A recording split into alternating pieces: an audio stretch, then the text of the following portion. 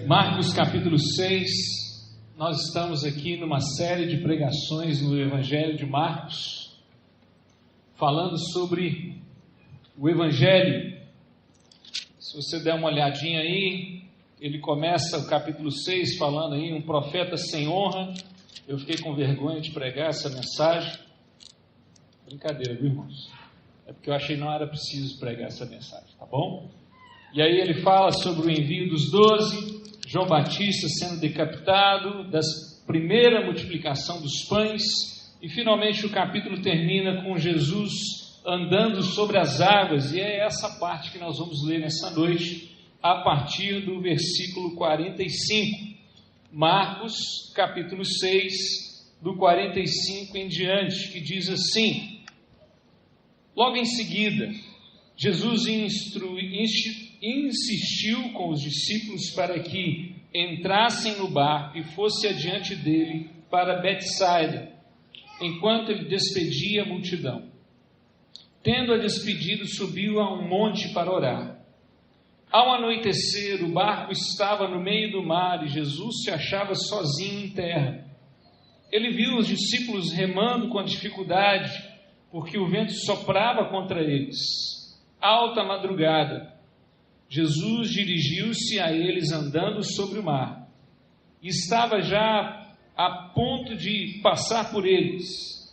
Quando o viram andando sobre o mar, pensaram que fosse um fantasma, então gritaram, pois todos tinham visto e ficaram aterrorizados. Mas Jesus imediatamente lhes disse: coragem, sou eu. Não tenham medo. Então subiu no barco para junto deles, e o vento se acalmou, e eles ficaram atônitos, pois não tinham entendido o milagre dos pães. O coração deles estava endurecido. Depois de atravessarem o mar, chegaram a Genezaré, e ali amarraram o barco. Logo que desembarcaram, o povo reconheceu Jesus. Eles percorriam toda aquela região e levavam os doentes em macas para onde ouviam que ele estava. E onde quer que ele fosse, povoados, cidades ou campos, levavam os doentes para as praças. Suplicavam-lhe que pudessem, pelo menos, tocar na borda do seu manto. E todos os que nele tocavam eram curados. Feche seus olhos mais uma vez. Vamos falar com o Senhor e pedir para que Ele fale com graça a nossa vida nessa noite. Pai, obrigado pela Tua palavra. Nós te agradecemos por tudo que o Senhor já ministrou sobre a nossa vida nesse tempo aqui juntos. Mas nós clamamos ao Senhor que mais uma vez, diante da Tua palavra, nosso coração seja tocado, seja moldado, seja quebrantado pelo Senhor. Em nome de Jesus é que nós oramos. Amém.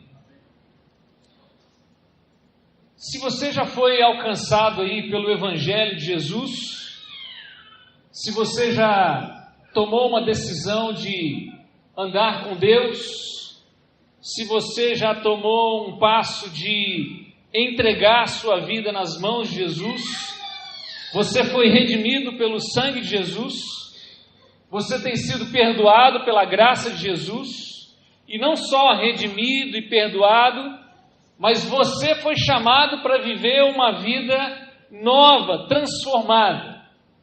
E essa vida nova, transformada, a gente pode dizer que você foi chamado para viver o Evangelho da fé. E aqui tem uma pegadinha. Porque quando a gente fala de fé, fé é algo sobrenatural. Porque o Evangelho é algo sobrenatural. É isso que Romanos fala, né? O Evangelho é a revelação da justiça de Deus, uma justiça que do princípio ao fim é pela fé. E ele completa: o justo viverá pela fé. Mas fé é um negócio sobrenatural, não é uma coisa natural, ela não brota da gente.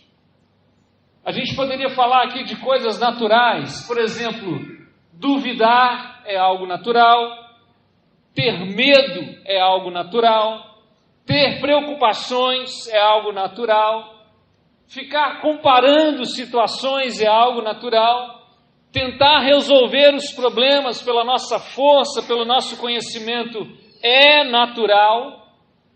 Mas fé, viver pela fé, viver o Evangelho de Jesus não é natural.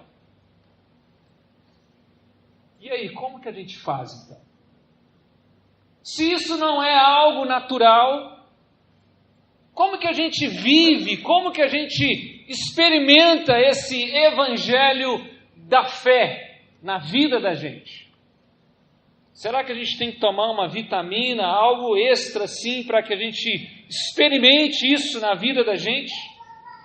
Talvez a gente possa fazer a pergunta, né? Se viver pela fé, se experimentar o Evangelho na nossa vida não é algo natural, como Deus faz para que eu e você possamos experimentar o Evangelho da fé?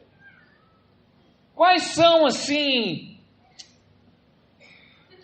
o exercício que Deus faz, ou a obra que Deus faz, ou o movimento que Deus faz na minha e na sua direção, para que a gente pudesse experimentar e viver o Evangelho da fé? Como é que Deus faz isso? E aí, lendo esse texto, durante as últimas semanas, Deus foi colocando algo no meu coração. Eu queria começar a explicar isso falando de uma experiência que nós tivemos no sábado retrasado, sem ser ontem, o sábado que passou.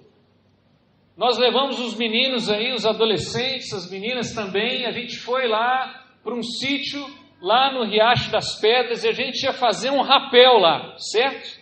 Cadê a galera que fez o rapel aí? Está todo mundo aí? Legal. E aí os meninos chegaram lá, viram aquela pedra assim, aquele morro enorme, alto, aquela corda amarrada, e alguns ficaram assim, né, bem empolgados. Nossa, que legal, que bacana, esse negócio é doido demais, né, aquelas coisas que só adolescente fala, né? E aí, legal, chegou a sua vez, e aí? Opa, peraí, deixa eu pensar um pouquinho, peraí, não, vai uma à minha frente. Daqui a pouco eu vou, deixa eu ir lá embaixo ver como é que tá, eu volto. Alguns fugiram assim pela tangente, outros esconderam atrás no arbusto, alguns tiveram coragem e foram assim, né? Chegaram na beirada da pedra, olharam lá embaixo, falando assim, ai meu Deus, não tem jeito de voltar não, tio, para aí por favor, puxa essa corda aí, não dá não. Mas acabou que no final das contas, todos eles desceram lá por aquela corda. E é impressionante, porque quando eles chegaram lá embaixo e acabaram de descer, aquele medo inicial, né, aquela adrenalina assim, já não tinha mais uma dúvida no coração deles. Pastor, fichinha, eu desço até de frente assim, ó, se deixar, não é não? Moleza! Irmãos, muitas das vezes, Deus nos coloca em situações para gerar em nós aquela casca grossa, aqueles músculos, aquela força, aquela vontade que nós mesmos não temos condições de produzir. Falando um pouco do Evangelho de Marcos, Marcos ele traz aqui uma visão muito clara de que Jesus é o Filho de Deus, Cristo, aquele que convoca esses seus discípulos para serem instrumentos dele ali na obra, e para isso eles precisam ser pessoas de fé, de coragem, e a forma como Jesus faz isso é colocando esses discípulos às vezes em situações difíceis. E quando nós começamos a ler esse texto aqui, se você olhar comigo mais uma vez o versículo 45, é exatamente isso que Jesus está fazendo com os seus discípulos. Lê comigo aí mais uma vez. Logo em seguida, Jesus insistiu com os discípulos para que entrassem no barco e fossem adiante dele para Betsaida, enquanto ele despedia a multidão. Achamos os discípulos aqui no início dessa passagem que lemos, indo para um momento de dificuldade. Esses homens aqui estão entrando no barco, prestes a encarar mais uma tempestade no mar, porque eles já tinham passado já uma. Eles estavam ali encarando um vento impetuoso, um mar bravo, uma situação além das suas habilidades, uma situação que eles não poderiam resolver por eles mesmos, e aquela situação ocorreu por algumas horas, né? Parece que durou aí quase que a noite toda. É um caos, é um terror. Não sei se você já se encontrou num momento assim de terror, um momento difícil, um momento que você ficava assim, pensando que hora que isso vai passar, que hora que esse momento vai acabar, que hora que esse momento vai passar na minha vida. Um caos. E às vezes, irmãos, a gente tem o costume de olhar para esses momentos de dificuldades, esses momentos de luta, esses momentos de angústia na vida da gente, e pensar assim, por que será que isso está acontecendo? E a gente poderia olhar para esses discípulos, né? Eles estavam ali no meio do mar, passando aquele momento de luta, aquele momento de apreensão, e você poderia pensar assim, foi só um momento de falta de sabedoria desses homens. Escolheram a hora errada, não conferiram lá como é que estava, né, o clima daquele dia, esqueceram de arrumar um barquinho a motor em vez de ser um barco a remo, e aí foi falta de sabedoria, ou talvez eles se enganaram, tomaram uma decisão errada, foram para um lugar que eles não deveriam ir, tomaram um caminho que eles não deveriam tomar, né? Ou, né, eles foram desobedientes, Jesus deu uma ordem, e eles fizeram algo totalmente diferente daquilo que Deus mandou eles fazerem, ou que Jesus mandou que eles fizessem naquela hora, mas nenhuma dessas opções se encaixa nessa história. Aquele momento de dificuldade para esses homens que se inicia aqui no verso 45, era um momento de dificuldade divina na vida daqueles homens. Esse momento em que os discípulos estão encarando ali aquelas ondas, aquele mar, aquela tempestade, era um momento divino enviado pelo próprio Cristo para a vida daqueles homens. Esse momento onde eles não conseguem resolver a situação com suas habilidades ou com seu conhecimento, era um momento que o próprio Cristo escolheu para que eles estivessem. Por quê? Por quê? Para que isso, Jesus? Para que, Jesus, pegar os seus discípulos amados, e levar eles a experimentar um momento de dificuldade, levar eles a irem em um lugar que eles não estão interessados em ir, para produzir algo que eles não conseguiriam produzir por eles mesmos? Essa é uma das formas que Deus age na nossa vida, para produzir em nós o Evangelho da fé.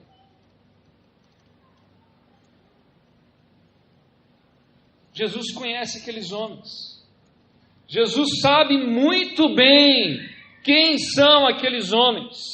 Jesus sabia algo sobre eles.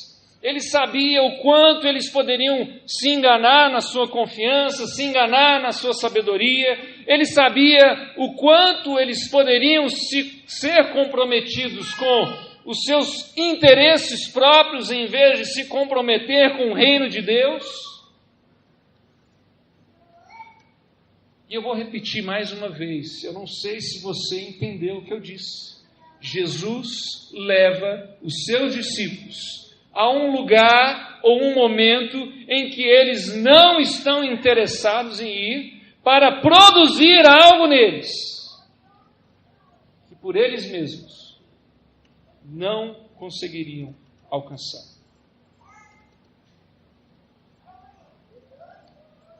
Deus pode levar você a esses lugares. Na verdade, Deus quer levar você a esses lugares. Na verdade, Deus já tem levado você para esses lugares.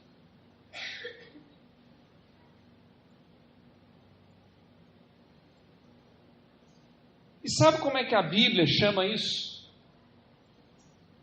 Tem gente que, quando ouve isso, pensa, não, isso é maldade. Não, isso é querer brincar com os outros. Não, isso é querer humilhar as pessoas. Mas, irmãos, a Bíblia chama isso de graça. É a graça. Talvez você já ouviu sobre a graça maravilhosa. Talvez você já ouviu sobre a graça abundante. Talvez você já ouviu da graça imerecida. Essa aqui eu dei um nome para ela, chama graça desconfortável, mas é graça.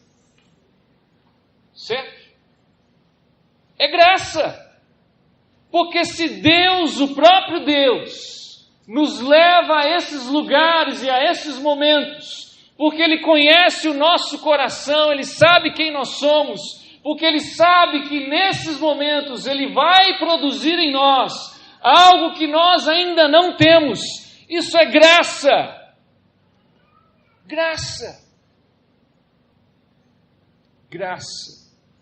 Desconfortável, mas é graça. Irmãos, nós estamos passando um tempo de crise, certo? Eu, no início desse ano, pensando assim, cá com os meus botões, fiquei imaginando assim, olha, esse ano vai ser um ano difícil. E todo mundo dizia isso.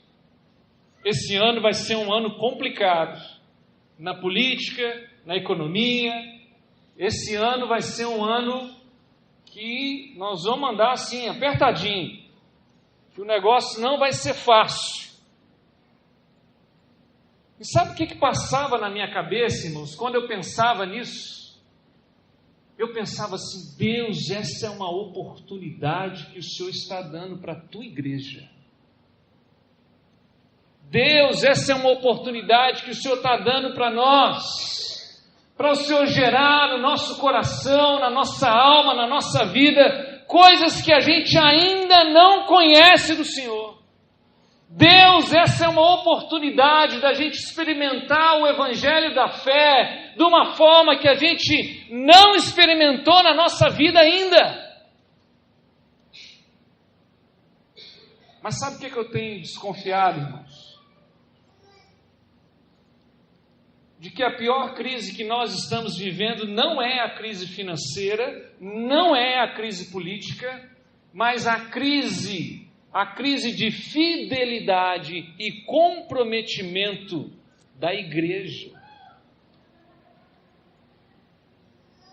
A gente vê aí no Facebook afora, pessoal na internet, não, dia 7 de setembro nós vamos orar, não, no dia tal nós vamos fazer isso, não, no dia tal, e as pessoas vêm, pastor e tal. Aí a gente faz vigília, a gente faz encontro de oração, no meio de uma crise, no momento em que está todo mundo passando apertado, tem um monte de gente desempregado, e quase ninguém aparece. E aí quando tem aqueles domingos assim, que tem aquele feriado prolongado, está todo mundo apertado, não tem dinheiro para nada, mas a igreja fica vazia.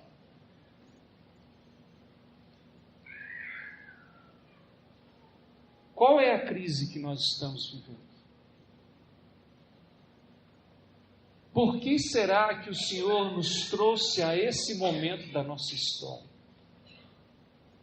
A gente via as pessoas orando, vamos orar para Deus sarar a nossa terra, vamos orar para Deus resolver esse problema na política, vamos orar para Deus resolver as nossas finanças. Que hora, irmãos, que nós vamos orar para perguntar para Deus, Deus, o que o Senhor quer nos ensinar com esse momento da nossa história? Que hora que nós vamos fazer essa oração?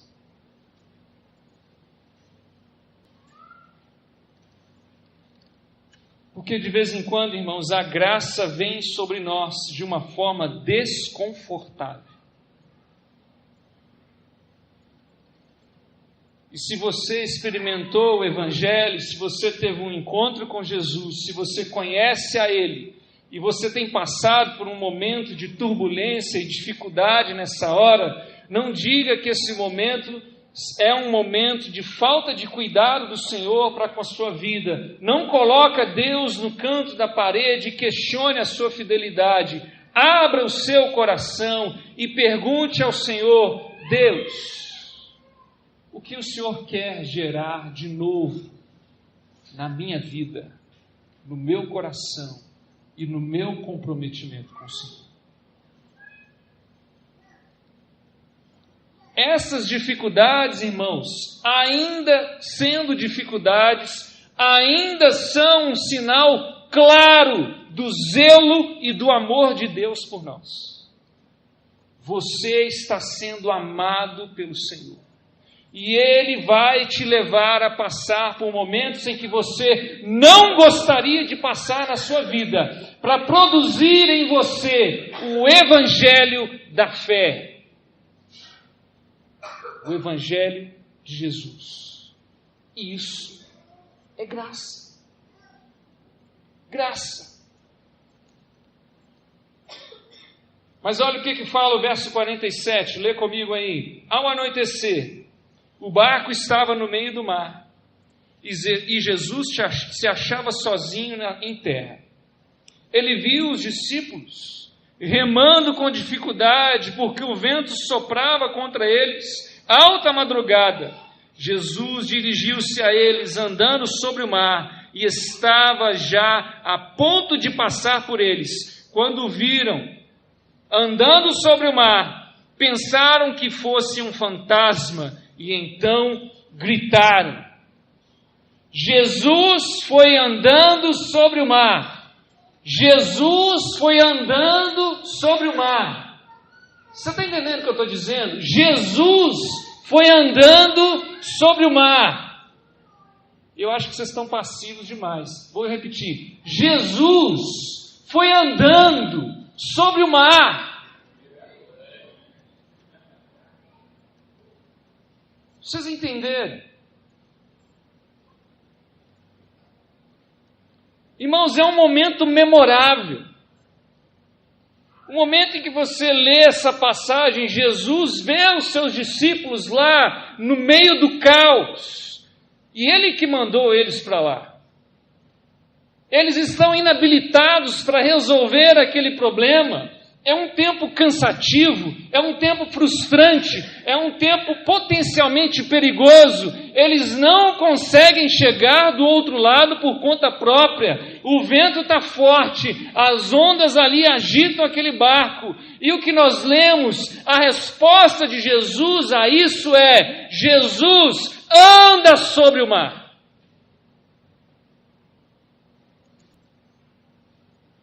A gente precisa observar algumas coisas quando a gente olha para esse texto. Em primeiro lugar, que esse Jesus aqui é o Deus Todo-Poderoso, que pode fazer qualquer coisa com a sua criação. Ele é o Rei, Ele é o Senhor, porque não há alguém que ande sobre as águas, só Ele pode fazer isso. Esse é Jesus revelando quem Ele é. Esse é Jesus revelando a sua glória naquele momento de caos. Eu fico imaginando Jesus olhando para os seus discípulos lá no meio da dificuldade e pensando, eu que coloquei eles lá. E aí ele pensando assim, se for preciso andar sobre as águas, eu vou andar sobre as águas. Se for preciso andar contra o vento, contra aquele mar sacudindo, eu vou andar contra esse vento e esse mar que está bravo aqui nesse lugar. Se for preciso fazer algo que está totalmente contra todos os elementos que existem, eu vou fazer, porque eu criei esses elementos. Esse é Jesus. O que Marcos quer fazer é demonstrar que esse Jesus é o Filho de Deus e ponto final, não existe discussão contra isso. Mas tem uma segunda coisa que a gente precisa prestar atenção. Quando Jesus começa a andar sobre as águas, Jesus tinha algo em mente. Jesus tinha um plano. Ele tinha uma ideia. Ele sabia o que ele estava fazendo. Jesus não foi pego desprevenido. Eu vou mandar esses caras aqui nesse barco. E aí de repente ele olhou, eles estão em dificuldade, eu vou lá resolver o problema. Não. Quando Jesus começa a andar sobre as águas, ele tem uma ideia, ele tem um plano, ele tem um objetivo com aquela situação na vida daqueles homens. Porque, irmãos, Jesus não precisava andar sobre as águas. Ele já tinha acalmado um mar e uma tempestade, só de dar uma palavra. Ele poderia ficar lá do alto do morro e dizer assim, vento, fica quieto aí, mar, se acalma aí, deixa os meus discípulos chegarem do outro lado. Mas ele não fez isso. Jesus resolve andar sobre as águas. E nesse momento em que Jesus caminha sobre as águas, se você prestar atenção no texto, parece que Jesus dá uma volta assim na frente do barco, tipo assim, vocês não estão me vendo aqui não? Jesus tinha uma intenção clara de que aqueles homens vissem ele andando sobre as águas.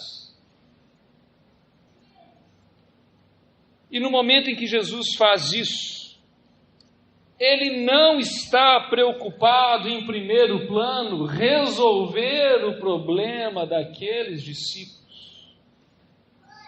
Ele não está preocupado em primeiro plano acalmar aquele mar ou parar aquela tempestade ou aquele vento. O que Jesus queria em primeiro plano é que aqueles homens vissem a sua glória sendo manifestada no meio daquele caos, daquele momento.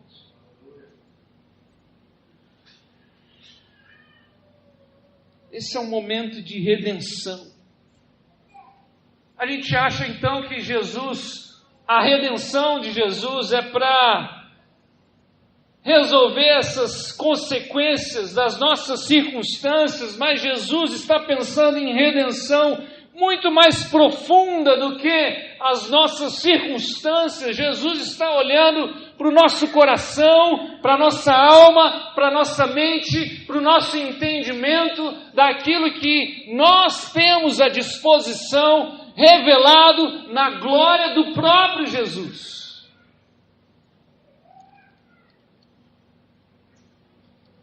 Quando você passa por um momento de dificuldade,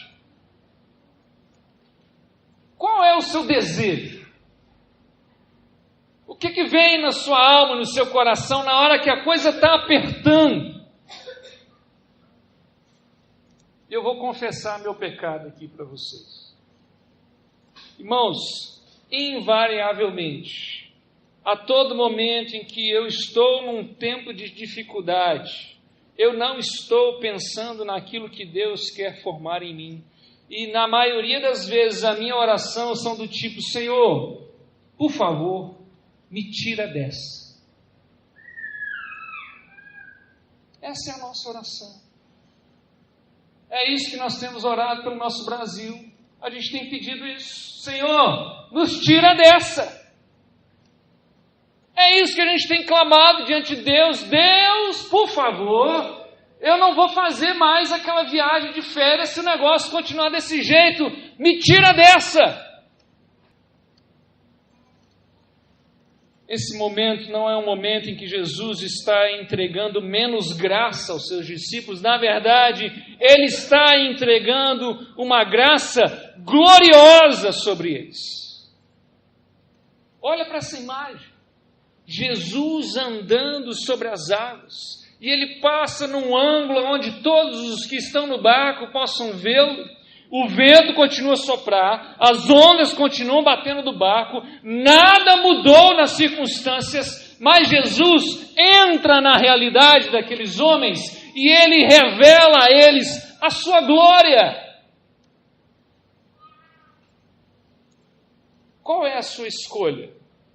A ou B? A glória de Jesus ou a calmaria do mar? O que você prefere? O que você busca? O que você quer de verdade, de fato na sua vida? A glória de Jesus ou a calmaria do mar? Qual a opção que você tem se apegado?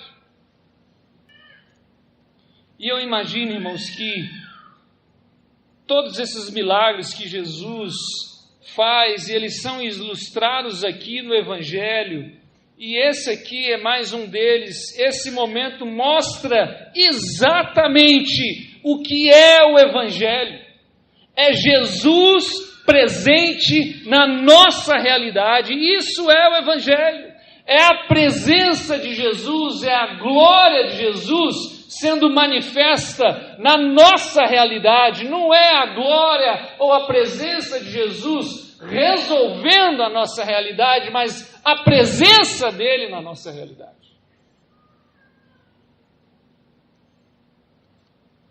Mas quando aqueles homens viram ele andando sobre as águas, se você olhar aí para o verso 49 e 50, está escrito assim: eles se prostraram no barco e começaram a cantar hinos de louvor ao Senhor, porque eles viram a glória de Jesus. É isso que está aí, 49, 50? Não, gente. Ué. Então, peraí, eu acho que eu anotei errado. Quando viram andando sobre o mar, pensaram que fosse um fantasma, então gritaram, pois todos tinham visto e ficaram aterrorizados. Mas Jesus imediatamente lhes disse: coragem, sou eu, não tenho medo. Os caras pensaram que era um fantasma. Jesus, no meio do mar, revelando toda a sua glória no meio daquele caos. E a única coisa que aqueles homens conseguem entender dessa cena é que ali existia um fantasma. Esse magnífico momento em que Jesus está ali se revelando aos seus discípulos, presta bem, não é um momento de descanso para eles, não é um momento de paz para eles. Eles não estão sendo encorajados, na verdade, eles estão apavorados, não é isso que a gente leu aqui? Ainda mais apavorados, porque eles não reconhecem a glória de Jesus. Esses caras eram fracos, né, gente? Tudo raça ruim. Ô povinho difícil esses discípulos, né? Os caras não conseguem entender. Esses discípulos estão ali naquele barco completamente despreparados para aquele momento, né? E aí vai a minha pergunta para eles: ô discípulos, que tipo de evangelho vocês estão vivendo? Vocês não entenderam ainda não? O que está acontecendo com vocês? Irmãos, e existe algo aqui que me deixa chocado, porque esses homens viram Jesus ressuscitar uma menina morta, eles viram Jesus alimentar uma multidão com 5 pães e 2 peixinhos, eles tinham visto Jesus acalmar outra tempestade há um tempo atrás aqui, e nesse momento eles estavam completamente despreparados e não conseguiam ver a glória de Jesus sendo revelada a eles ali naquele lugar. Você já pensou na possibilidade de que Jesus está revelando a sua glória a você e você não está vendo? Você já pensou na possibilidade de que você é uma pessoa que já teve um encontro com Deus, que já se entregou a Jesus, vive um relacionamento com Ele, mas não consegue perceber a glória de Jesus sendo revelada a você? Porque às vezes, irmãos, Jesus nos coloca em um momento de dificuldade. Às vezes a gente precisa de algumas tempestades na nossa vida para a gente perceber a glória de Jesus. Ele nos leva a esse tempo, a esse momento. Ele quer que a gente conheça essa glória, experimente essa glória, reconheça essa glória e viver sim uma esperança renovada, o evangelho da fé. É isso que Ele quer gerar em nós. Essa graça desconfortável, sim, ela não é um copinho gelado, né, num dia de calor, ela não é um travesseiro bacana no dia de cansaço, é uma graça desconfortável, mas é a graça do Senhor Jesus que nos revela a sua glória no meio do nosso caos. Graça. E eu gosto muito do finalzinho dos 50. É uma palavra que mexe comigo. Jesus poderia ter usado qualquer outra palavra. E ele diz aí: coragem, sou eu, não tenham medo. O que acontece em seguida aqui é uma figura linda, maravilhosa da graça do nosso Senhor Jesus. Jesus está agora em pé, sobre as águas, de frente para aquele barco. As ondas continuam agitadas, o vento continua soprando, o barco continua sendo jogado de cima para baixo. Nada mudou naquela realidade. Os discípulos estão ali amedrontados e Jesus não grita com eles. Eu fico imaginando Jesus falando assim: vocês não entenderam até agora? Eu mostro a minha glória para vocês o tempo inteiro e vocês não entendem. Cansei de vocês. Desce do barco aí que eu vou arrumar outros discípulos. O pastor pode até fazer isso, mas Jesus não faz, viu, irmãos? Não faz. Não faz mesmo. De uma forma graciosa, Jesus se move em direção àqueles homens. Jesus fala para eles: coragem, sou eu, não tenham medo. E eu acho que a gente poderia parafrasear Jesus aqui e talvez usar outras palavras. Talvez Jesus poderia dizer para aqueles homens assim: vocês não entenderam? O eu sou está aqui com vocês. Ei, você aí do barco, o Deus de Abraão, de Isaac e Jacó, aquele que é o mesmo ontem, hoje, será para sempre, Ele está aqui. essa graça desconfortável não deixa de ser graça, mas Jesus resgata aqueles homens. Sabe por quê? Uma coisa eu aprendi na minha vida: é impossível você estar em um momento de dificuldade na sua vida e estar sozinho. Impossível.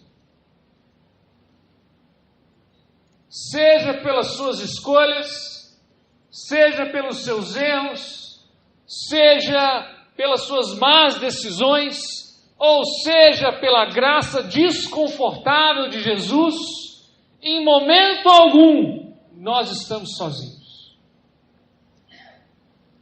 O Filho de Deus está aqui. Ele entrou na nossa realidade com a sua graça. O Emanuel, o Deus conosco, o Deus presente, Ele está aqui. E é essa a nossa esperança, irmãos. A nossa esperança não está naquilo que o Emanuel pode fazer, mas naquilo que o Emanuel já fez e é para nós. A esperança não está na nossa força, na nossa habilidade, naquilo que a gente consegue fazer. A esperança não está presente quando está tudo bem, quando as pessoas gostam de você, ou quando você está bem empregado, ou quando as finanças estão ótimas, ou quando o seu carro funciona bem, ou quando a sua igreja não precisa trocar janela, ou quando todas as coisas estão ótimas. A esperança não está aí. A esperança está em Jesus, que diz: sou eu, não tenho medo. Talvez, irmãos, você está passando, sim, um tempo muito difícil na sua vida.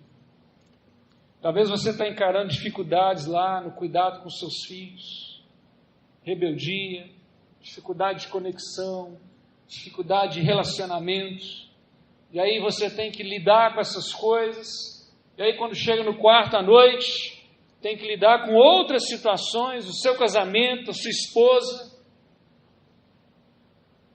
Meu irmão, você não está sozinho. O Deus conosco está com você. Ou talvez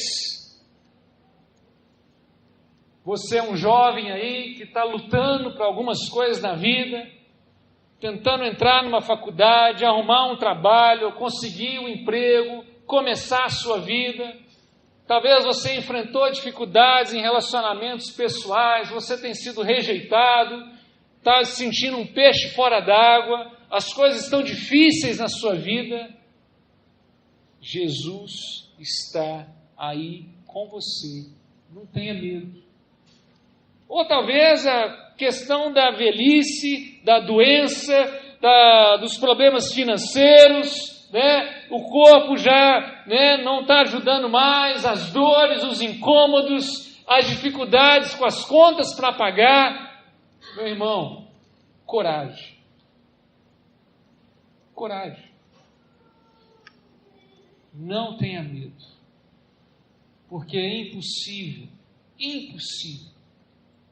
nós estarmos sozinhos em qualquer uma dessas situações. É impossível. Mas é nessas horas, irmãos, que a gente prega para nós mesmos algum tipo de evangelho.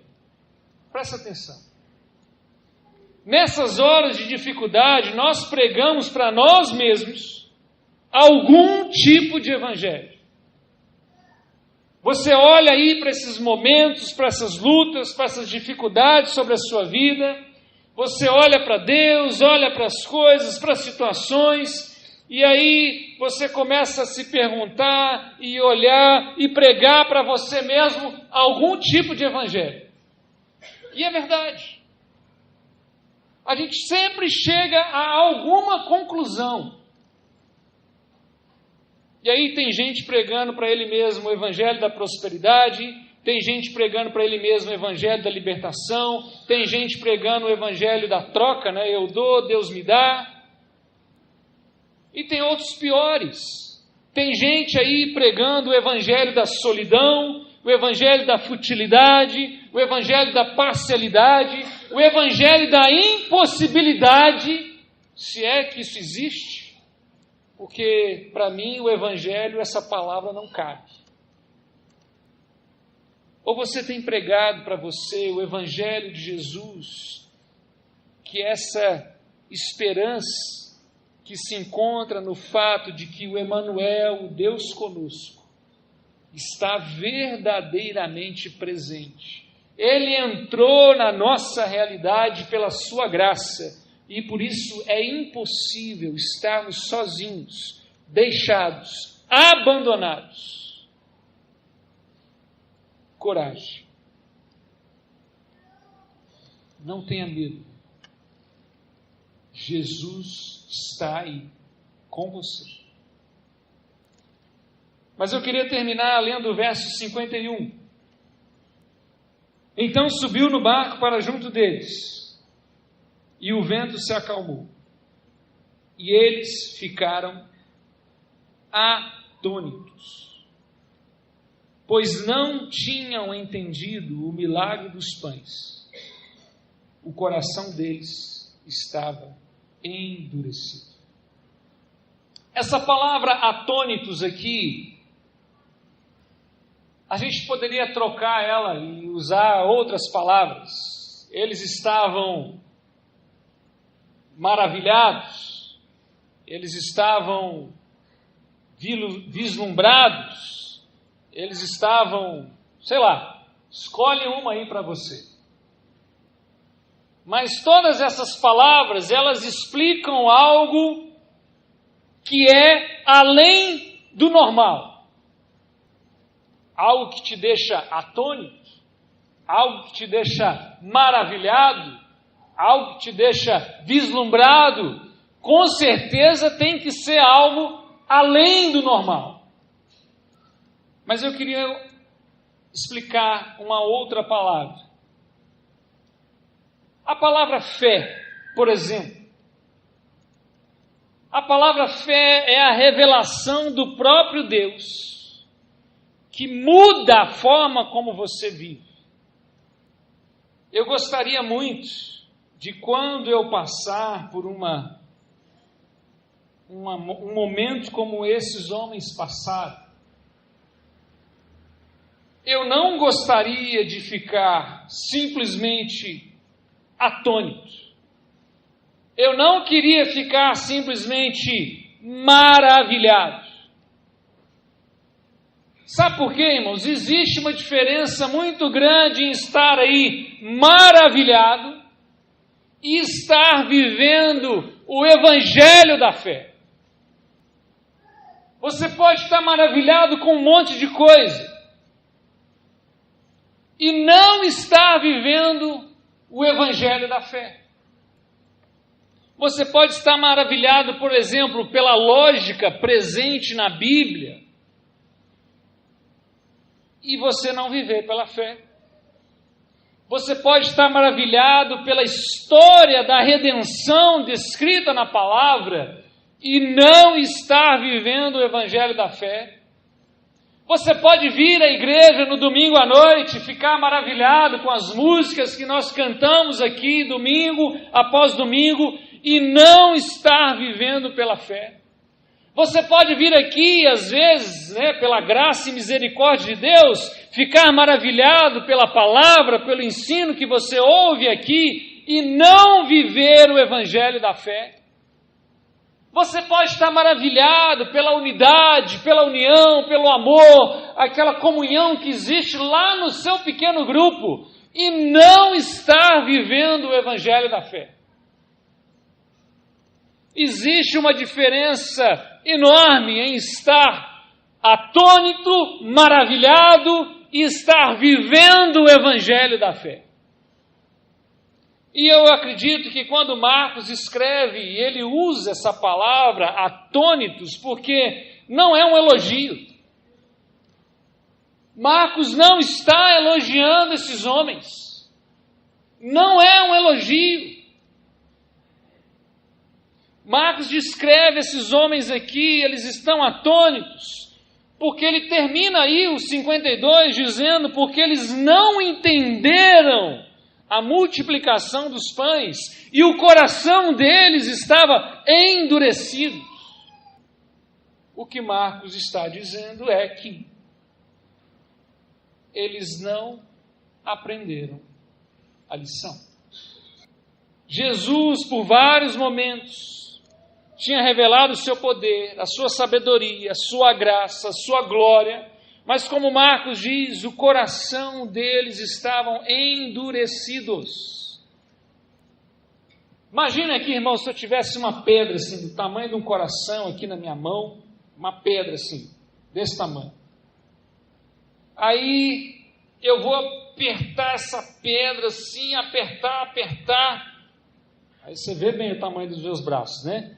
Aí, você acha que vai acontecer alguma coisa com essa pedra? Nada. Nem com esses braços aqui que eu tenho, vai acontecer nada. Absolutamente nada com essa pedra. A pedra não é macia, a pedra é difícil de moldar, ela resiste às mudanças. E o que me assusta, irmãos, é olhar para isso aqui e perceber que a Bíblia está dizendo que é possível alguém andar com Jesus, ver a glória de Jesus e ter o coração endurecido. Uma pessoa ver a glória de Deus se manifestar e estar resistente a mudanças. E sabe por que constantemente nós temos o coração endurecido? E estamos resistentes àquilo que Deus quer transformar em nós. Sabe por quê? Porque nós estamos satisfeitos com aquilo que nós temos. Porque nós estamos satisfeitos da onde nós estamos. Se você dá uma vasculhadinha aqui na história desses homens, você sabe disso. Eles estavam mais preocupados em quem iria conseguir o melhor assento no reino do que ter a vida transformada. Eles estavam mais preocupados em saber quem era o maior no reino, ou em adorar o Messias de fato, um coração duro, gente de coração endurecido. Eu queria contar uma história rapidinho, para a gente encerrar e fechar essa ideia. Um pai, uma vez, tinha um filho pequeno, constantemente lhe dava presentes para esse filho. E toda vez que ele dava um presente para o menino abria aquele embrulho, jogava o presente fora e brincava com a caixa. Acontece, né, gente? Eu já falei para minha esposa uma vez, a gente ia num aniversário de criança, falei assim, embrulha uma garrafa PET aí, qualquer coisa, o menino vai brincar mesmo, não tem problema. Dá no mesmo. E aí um dia esse pai resolveu, eu falei assim, eu vou dar um jeito nesse negócio. E esse cara correu atrás e pesquisou e procurou, ele queria achar um presente assim, que fizesse os olhos daquele menino assim brilhar, que fizesse aquele menino vislumbrar com aquela ideia daquele presente, que tivesse a ver com ele, algo que completasse aquele menino. E ele se esforçou, gastou uma grana, comprou aquele presentão, e aí chegou no dia de dar o presente. O pai estava mais animado do que o menino, né, para dar o presente. E aí o pai entrega o presente para o menino, e o menino abre aquele presente assim, sem pensar em reciclagem, né, rasga tudo, joga os papéis tudo fora, tira aquele brinquedo, olha, e aí começa a brincar com o brinquedo. Aí o pai feliz, vai lá na cozinha, pega um refrigerante, vamos comemorar, meu filho está brincando com o presente, e aí quando ele volta na sala, o menino está sentado dentro da caixa. Por que eu estou dizendo essa história? Porque, irmãos, nós recebemos o presente mais valioso que nós poderíamos receber. O presente maravilhoso de todas as perspectivas. Um presente que você nunca poderia ter ganhado. Um presente que você não merecia ter ganhado. Um presente que todo ser humano que respira desesperadamente precisa. É o presente que tem o poder de mudar você e tudo na sua vida. É o presente dos presentes. É o presente da graça do nosso Senhor Jesus Cristo. Mas a gente está brincando com a caixa. Brincando com a caixa. Às vezes a gente fica aí empolgado, com dons, com conhecimento, coisas que nos deixam maravilhados. Coisas que nos deixam atônitos. Eu queria tocar daquele jeito. Eu queria pregar daquele jeito. Eu queria poder fazer isso daquela forma. Eu queria usar esse dom, esse talento. Deus me dá esse negócio. Ei, o presente não é isso. Isso é só a caixa. Estamos felizes com um pouquinho de conhecimento teológico, estamos felizes com um pouquinho de conhecimento bíblico, estamos satisfeitos com alguns momentos, assim, talvez de epifania espiritual no culto à noite, estamos satisfeitos com o pouquinho de dinheiro que a gente dá de oferta, estamos satisfeitos com a religiosidade dominical, estamos brincando com a caixa. Esse presente, irmãos, forma os valores da nossa vida, muda as nossas perspectivas, muda os nossos sonhos, os nossos desejos, as nossas motivações. Parece inacreditável, mas eu e você recebemos esse presente. Infelizmente, a gente tem sido motivados por outros sonhos, e estamos brincando com a caixa, o coração duro, nos deixamos maravilhar e ficar atônitos pelas coisas ao nosso redor e esquecemos do presente. Existe uma diferença em estar maravilhado e estar vivendo o Evangelho da fé. Deus quer te revelar a sua glória. Ele te alcançou com a sua graça. Pode ser que Ele te leve a lugares que você não gostaria de ir, mas Ele quer gerar em você o Evangelho da fé. E isso é graça. Vamos orar? Feche os seus olhos aí. Eu queria que você abrisse o teu coração diante de Deus. Pode ser que você está aqui hoje